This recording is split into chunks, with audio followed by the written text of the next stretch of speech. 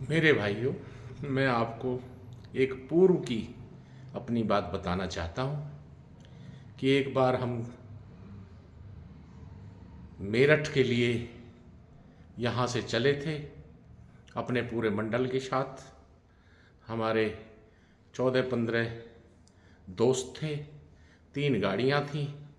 हम मेरठ पहुँचे और मेरठ में हम हस्तिनापुर को देखना चाहते थे, जहाँ कौरव और पांडवों का राज्य हुआ करता था। उसे देखने की इच्छा से हम गए थे। तो हमें मेरठ में ही कुछ थोड़ा टाइम लग गया और हस्तिनापुर पहुँचते पहुँचते हमें शाम हो गई। जब हस्तिनापुर हम पहुँचे तो हस्तिनापुर में हमने पहले ठहरने के लिए एक आश्रम को खोजा और वो जो धर्मशाला थी वो जैनियों की थी। तो हम वहाँ पहुँच गए। हमने वहाँ अंदर गाड़ियाँ लगा दी और उनसे हमने कही, भैया हम तो ग्रेटर नोएडा से आए हैं और अब थोड़ा यहाँ शाम हो गई है, तो रात को हम यहाँ ठहरेंगे और सुबह हम हस्तिनापुर में घूमेंगे, देखेंगे कि यहाँ क्या क्या है। उन्होंने कहा जी ठीक है।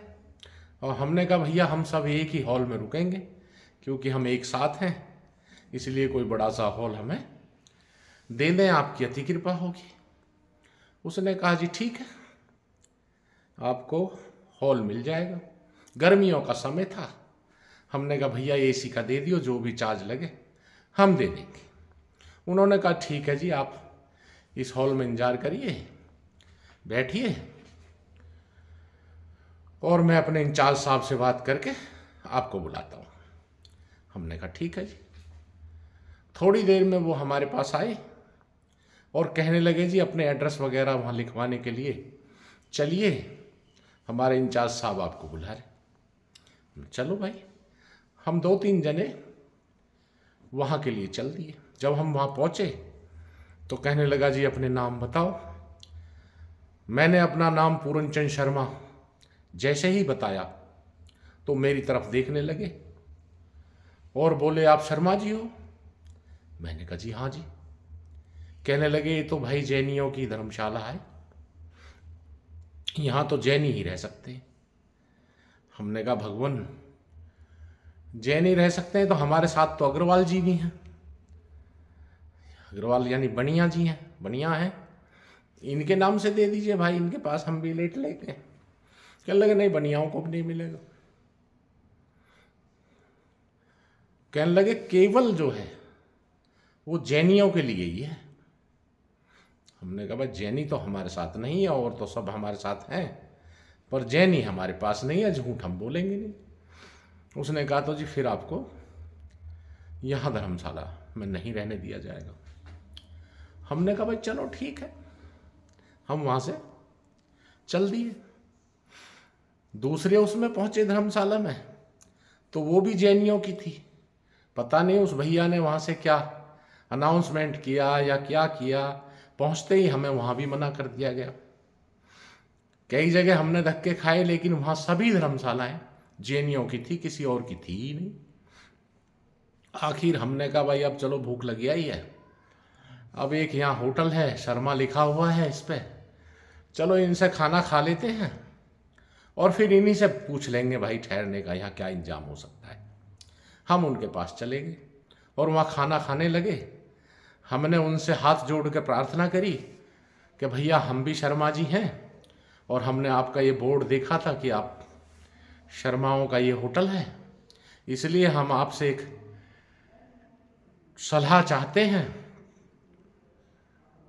और साथ में आपका सहयोग भी चाहते हैं कि हमें यहाँ रात रात रुकने के लिए कोई धर्मशाला या कोई ऐसी व्यवस्था करा दें जिससे हम यहाँ रात रात रुक सकें और सुबह को हम हस्तिनापुर घूम सकें। वो कहने लगे कि जी यहाँ तो जैनियों का ही होल्ड है, यहाँ और किसी की धर्मशाला वगैरह कुछ नहीं है, मेरा भी खाली होटल है, इसमें रुकने का कोई इंतजाम नहीं है। लेकिन मैं एक काम कर सकता हूँ कि आपको अपने 2-3 घरों में ठहरा सकता हूँ। अकेले घर में तो मैं आप 14-15 आदमियों को नहीं रोक सकता, इतनी व्यवस्था मेरे पास नहीं है। पर मैं अपने और परिवार के लोगों के यहाँ कुछ को अपने घर ऐसे रोक दूँगा।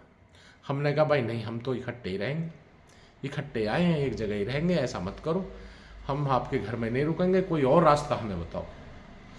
उसने कहा तो जी फिर मेरठ ही जाना पड़ेगा, मेरठ में ही आपको बड़े होटल मिल पाएंगे, उन्हीं में कमरे हैं, वहीं रह पाओगे। हमने कहा यार अब 35-36 किलोमीटर तो अभी हम मेरठ से ही आए, अब फिर वापस जाएं, रात का समय है, आगे से लाइटें भी पड़ती हैं, गाड़ी चलाने में थोड़ी असुविधा भी होती है।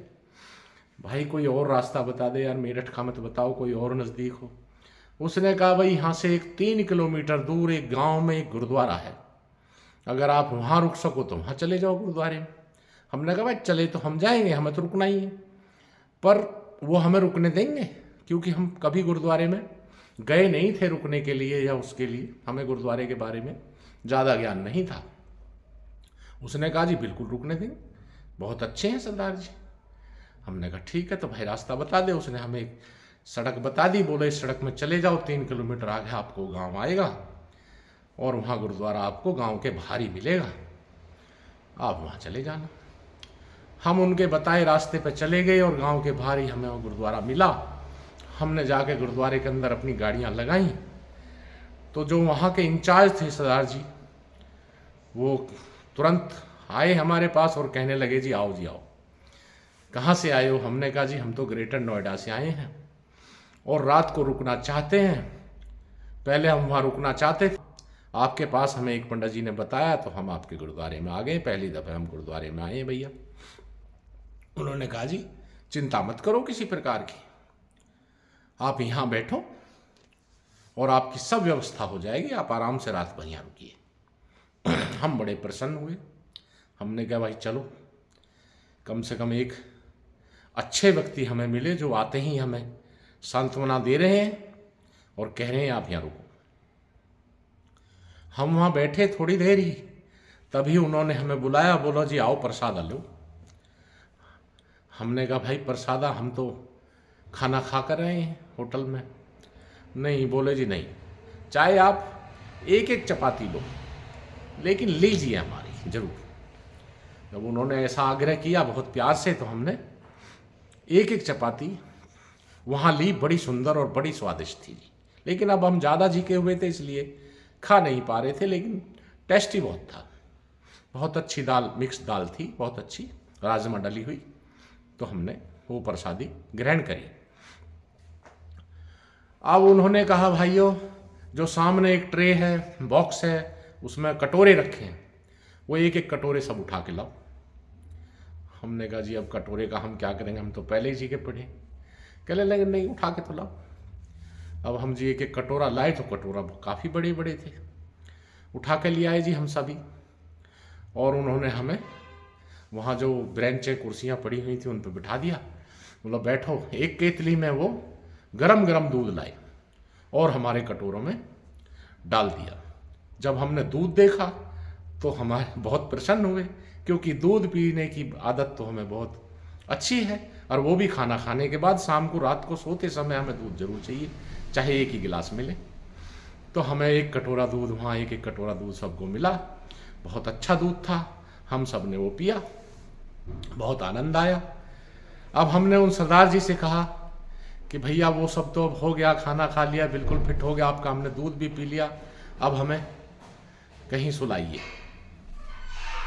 तो हम जो है, उन्होंने कहा चलिए हम आपको एक कमरा दिखाते हैं। तो उन्होंने हमें एक हॉल दिखाया, उस हॉल में हम पहुंचे, उसमें पंखे लगे हुए थे। अब गर्मियों का समय था, काफ़ी दिन से वो बंद था। तो हमने कहा भाई इसमें तो गर्मी लगेगी यार, हमें तो आदत थोड़ी वैसी है, हम तो इसमें नहीं रह पाएंगे, रात को नहीं सो पाएंगे, कैसे बात बने। तो उन्होंने कहा ठीक है, अब आप बताओ, आप जहाँ कहो। भाई हमारे यहाँ तो एसी तो है नहीं, पंखे ही हैं, पर चलो कोई और व्यवस्था करते हैं। हमने कहा जी ऐसा है, आप अपनी छत पे हमारा कोई इंतजाम करा सकते हो? हम छत पे चढ़े तो देखा, तो क्योंकि वो गांव के बाहर था, जंगल था, बहुत अच्छी हवा वहाँ आ रही थी, तो हम वहाँ बड़े प्रसन्न हुए, बहुत अच्छी हवा वहाँ हमें लग रही थी। तो हमने कहा भाई सरदार जी हमारे लिए तो यहीं कोई गद्दे या कोई चीज़ बिछवा दो, हम तो रात को यहीं अच्छे सोएंगे। उन्होंने कहा भाई बहुत बढ़िया। उन्होंने तुरंत 2 सरदार जियों को आदेश दिया और हमें वहाँ लेटा दिया, गद्दे बिछा के, तकिए लगा के। और 2 सरदार जी हमारी सेवा के लिए उन्होंने वहीं हमारे पास छोड़ दिए और ये कह दिया कि ये सरदार जी रात भर आपके पास ही रहेंगे, किसी चीज़ की असुविधा आपको नहीं होगी, आपको कोई भी चीज़ की ज़रूरत है किसी भी टाइम तो आप इनको अवगत कराइए, ये तुरंत आपको उपलब्ध कराएंगे। हमने कहा सरदार जी आपका बहुत बहुत धन्यवाद, आप हमारे लिए इतने वो कर रहे हो, कष्ट उठा रहे हो, ये एहसान हम कैसे चुका पाएंगे। उन्होंने कहा नहीं जी ऐसी कोई बात नहीं है, लेकिन एक निवेदन मैं आपसे करना चाहता हूँ। हमने कहा बोलो सरदार जी। कहने लगे जी देखो यहाँ शराब या किसी तरह का नशा आप नहीं करेंगे। हमने कहा भाई हम तो बिल्कुल पुजारी आदमी हैं, हमारा बीड़ी सिगरेट तम्बाकू किसी चीज़ से कोई लेना देना नहीं है, हम ऐसी कोई चीज़ सेवन करते ही नहीं हैं। वो बड़े प्रसन्न हुए, उन्होंने कहा जी बहुत अच्छी बात। और भैया उन्होंने हमारे लिए एक जग वहाँ पानी रखवा दिया। वो 2 सरदार जी हमारे पास में ही अलग गद्दा लेके लेट गए और हम भी वहाँ लेट गए। हमें नहीं पता क्योंकि ठंडी ठंडी हवा चल रही थी हम कब सो गए, और जब सो के हम उठे तो 4 बज रहे थे। हमने दिनचर्या से निवृत्त होकर फिर नहा भी लिए, 5 बज गए। 5 बजे हम जैसे ही नीचे आए तो सरदार जी ने हमें देख लिया और कहा भैया आ जाओ यहाँ बैठो। हमने कहा भगवान अब हम थोड़ा घूमने की इच्छा से हैं, अब हम थोड़ा जाएंगे। उन्होंने कहा नहीं ऐसे नहीं, यहाँ बैठो। वहीं उन्होंने अपनी कुर्सियों पे उन बेंचों पे हमें बिठवा दिया और फिर कहा कि वो कटोरे उठा कर लाओ। हमने कहा सरदार जी अच्छा। फिर हम वो कटोरे उठा कर लाए तो बहुत स्वादिष्ट चाय उन्होंने हमें पिलवाई और फिर कहा कि अब आप जा सकते हो और दोपहर को प्रसादा लेने ज़रूर आ जाना। हमने कहा सरदार जी हम पे ये एहसान अब मत चढ़ाओ, हम पे ऐसा मत करो, क्योंकि हम यहाँ घूमने के उद्देश्य से आए हैं और हम अब शाम तक यहाँ घूमेंगे और फिर वहीं से अपने घर चले जाएंगे। कभी फिर मौका लगा तो आपके पास ज़रूर आएंगे। तो इस तरह हमें उस गुरुद्वारे की व्यवस्था, उस गुरुद्वारे के लोग बहुत अच्छे लगे और मैं इस वीडियो के माध्यम से सभी को ये कहना चाहता हूँ कि सबको ऐसा ही सजग और प्रेमी होना चाहिए जो लोगों के दिल में जगह बना ले। उन सरदार जी ने आज तक भी हमारे दिल में जगह बना रखी है। इसी के साथ धन्यवाद, क्योंकि काफ़ी बड़ी वीडियो हो चुकी है और आगे कभी कुछ बताने का मौका मिलेगा तो दोबारा उपस्थित होऊंगा। धन्यवाद। पूरन चंद।